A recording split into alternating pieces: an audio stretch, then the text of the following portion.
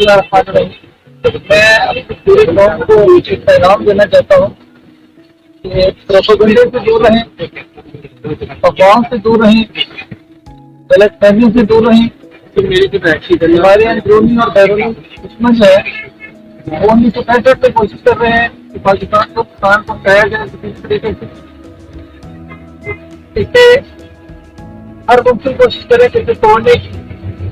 पाकिस्तान और अवाम के दरमियान फैसले ज्यादा जरूरी है, लेकिन वो आज भी नाकाम है और इंशाअल्लाह ताला ऐसा भी नाकाम रहे, क्योंकि अवाम और पाकिस्तान से अवाम की मोहब्बत कोई भी ताकत ना पसंद कर सकती है ना एक कर सकती है।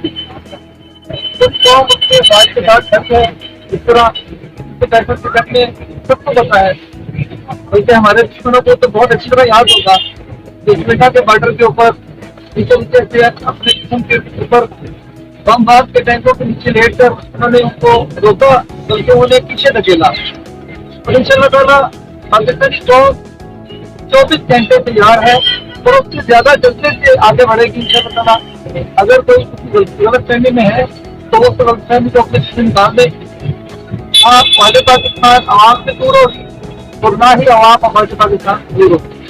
ये ऐसा रिश्ता है जिससे सूरत ना खत्म किया जा सकता है ना तोड़ा जा सकता है। पाकिस्तान जिंदाबाद, अफवाज पाकिस्तान जिंदाबाद, ISI जिंदाबाद।